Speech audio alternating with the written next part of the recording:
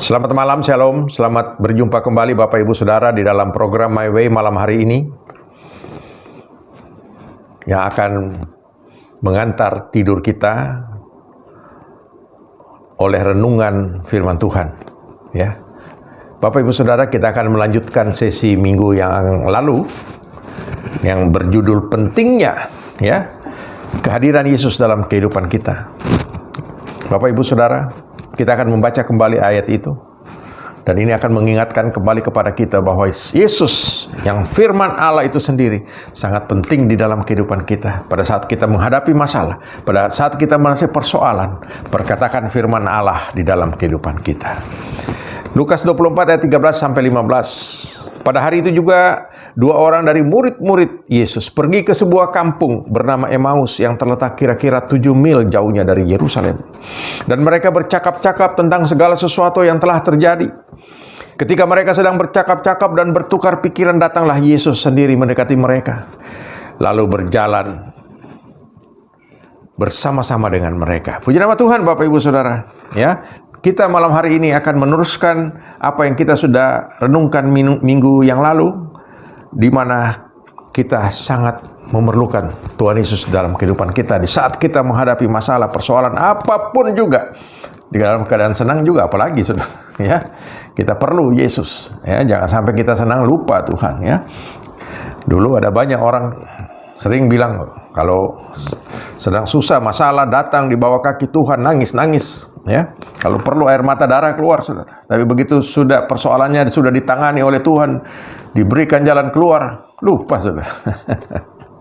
Mau ibadahnya nggak mau. Ya, pada saat ada persoalan, waduh, ya. Kalau bahasa Jermannya jengking-jengking katanya. Puji nama Tuhan, ya. Baik, Bapak Ibu Saudara, kita perlu Tuhan Yesus hadir dalam kehidupan kita. Karena Dia itu adalah firman Allah sendiri, Dia itu adalah Allah itu sendiri. Dan pada saat kita sedang menghadapi masalah, perkatakan firman Allah terus di dalam kehidupan kita, ya. Dan kenapa kita, Bapak Ibu Saudara, penting sekali Yesus hadir dalam kehidupan kita, ya. Karena kita tahu pada saat Yesus hadir, ya, Dia akan memberikan penghiburan, pengharapan, kekuatan, dan segala macam yang kita butuhkan pada saat kita menghadapi segala macam masalah, ya. Bapak Ibu Saudara, Tuhan Yesus akan hadir di tengah kita pada saat kita sedang berkumpul. Baik itu dalam kelompok kecil, dalam mesbah keluarga di rumah, ya, dalam persekutuan doa, apalagi pada waktu kita beribadah di gereja. Ya, sangat disayangkan, ya, sampai saat ini sudah setahun lebih kita belum beribadah lagi. Tapi saya percaya yang penting semangat, Tuhan Yesus tetap bersama-sama dengan kita, walaupun kita masih tetap beribadah secara online, ya. Akan tiba waktunya nanti, mungkin tinggal beberapa bulan lagi, kita akan kembali ibadah sebagaimana yang dulu, ya.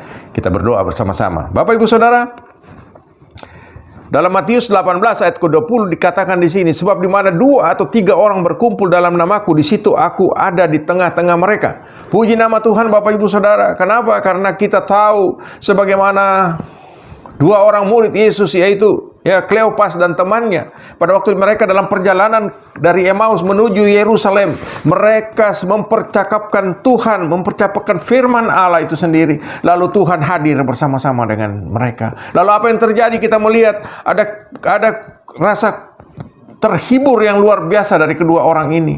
Dan mereka merasakan kemenangan itu. Kenapa? Karena ternyata Allah mereka itu hidup. Sama dengan kita, Bapak Ibu Saudara, pada waktu kita sedang menghadapi masalah, jangan lupa untuk berkumpul bersama-sama, untuk berdoa, untuk membaca firman Allah. Dan Tuhan akan memberikan kita pengalaman yang baru, yaitu kemenangan di dalam Yesus. Puji nama Tuhan, Bapak Ibu Saudara. Ya, kita melihat di sini, Yesus hadir di tengah-tengah setiap kita pada waktu kita berkumpul bersama-sama. Saudara, gereja kita belum beribadah bersama-sama lagi di satu gedung, tapi kita berusaha untuk melakukan.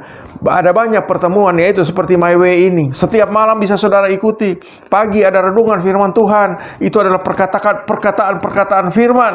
Ya, kita harus perkatakan firman Allah di dalam kehidupan kita. Dan itu yang kita harus lakukan, saudara. Lalu hari Rabu ada pertemuan persekutuan doa online. Yang hadir itu aja. Yang lain ya penuh dengan kesibukan. Nah, Bapak Ibu Saudara, apa perlu Tuhan kasih persoalan dalam hidup saudara baru saudara mau ikut dalam persekutuan doa? Belum beribadah, saudara. Ya, ada banyak orang yang seperti itu. Karena merasa senang-senang, happy-happy saja, lalu mereka, ya Tuhan, nanti ya Tuhan ya, saya lagi repot nih. Ada banyak saudara pada zaman sebelum COVID, sama saudara. Ada banyak orang yang begitu sudah diberkati Tuhan, lupa. Ya, hari Minggu bukannya beribadah, naik ke Tretes saudara. Pergi ke Batu jalan-jalan, kuliner, ngafe. Itu kenyataan. Tapi satu saat saya katakan, ya, kemudian muncul corona nih. Penuh ketakutan semua orang, nggak pernah keluar rumah. Sekarang ini sudah mulai berani lagi, sudah, karena sudah banyak yang divaksin, ya. Mereka sudah ya melihat, ya begitu, sudah belum tahu, sudah. Ya, corona itu jahat, saudara.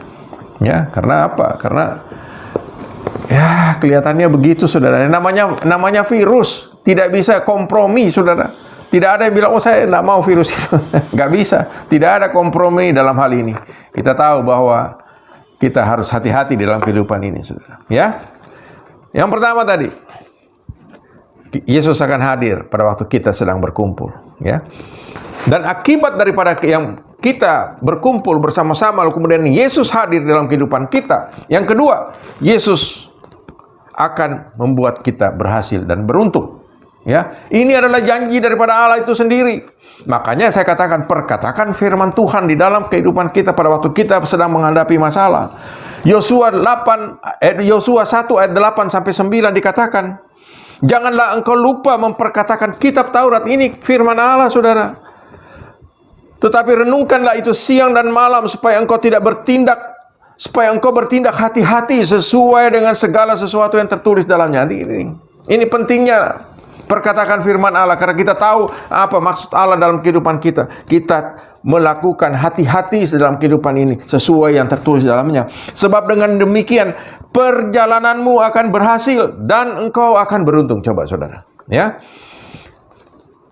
Ayat ke-9 dikatakan, bukanlah telah kuperintahkan kepadamu, kuatkanlah, teguhkan hatimu, janganlah kecut dan tawar hati. Sebab Tuhan Allahmu menyertai engkau dimanapun engkau pergi. Ini luar biasa, saudara.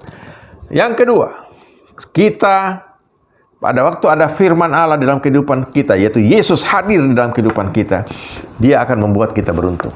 Kita harus memperkatakan firman Tuhan itu dalam hidup kita, melakukan firman Tuhan itu dalam hidup kita, lalu kita akan diberkati hidup kita oleh karena Yesus hadir bersama-sama dengan kita. Ya, kita akan berhasil dan beruntung. Kenapa? Karena Yesus menyertai kita kemanapun kita pergi. Ya, ayat ke-9 tadi.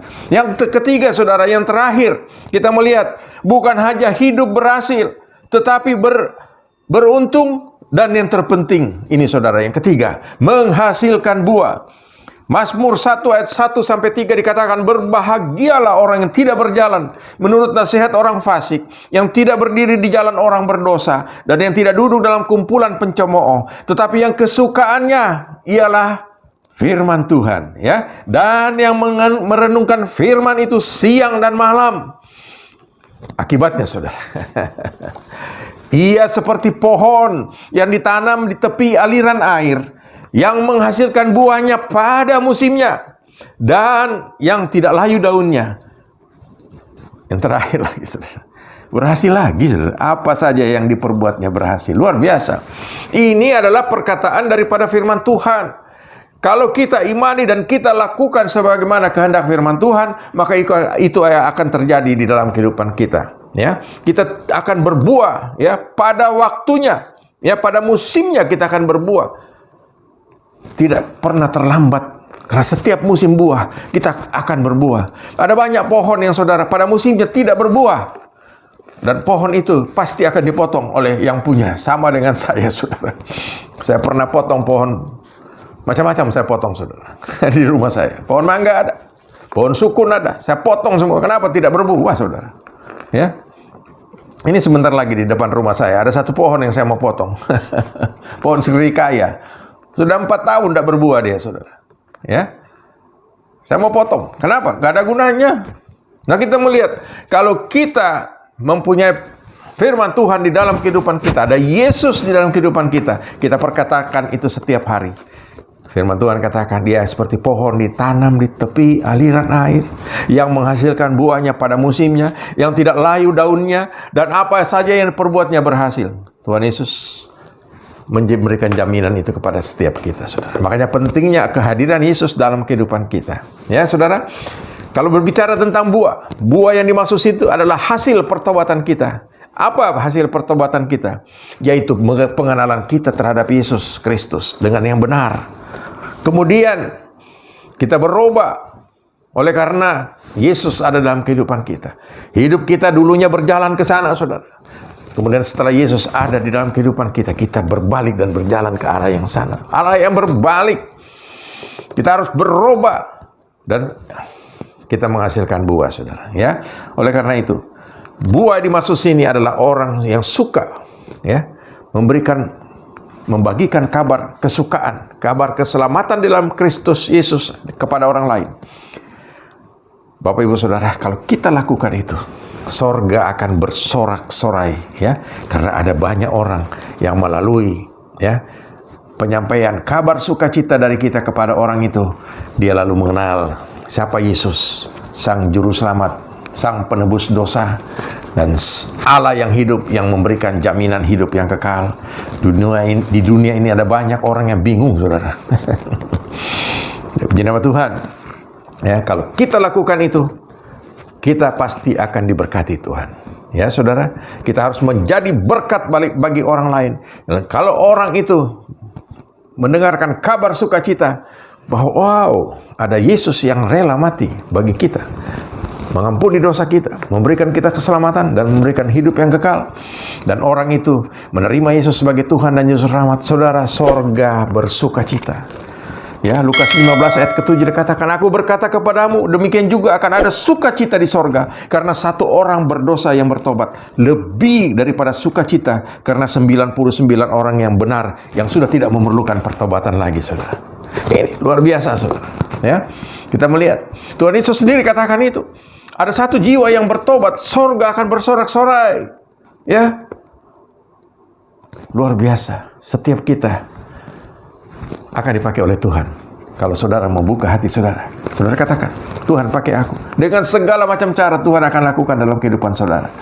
Dan saudara akan menjadi berkat bagi orang lain. Ya, mulai dari keluarga sendiri, dari lingkungan kita, selalu saya katakan, semakin jauh. Lakukan itu. Kalau saudara tidak bisa bersaksi, berdoa kepada Tuhan. Minta Roh Kudus memimpin. Kalau saudara terus mempelajari firman Tuhan, saudara akan dipimpin oleh Roh Kudus. Sehingga apa yang kita katakan kepada orang-orang, mereka akan diberkati. Kemudian mereka akan membuka hati mereka dan menerima Yesus sebagai Tuhan dan Juru Selamat. Tuhan Yesus memberkati. Tetap semangat. Selamat beristirahat. Amin.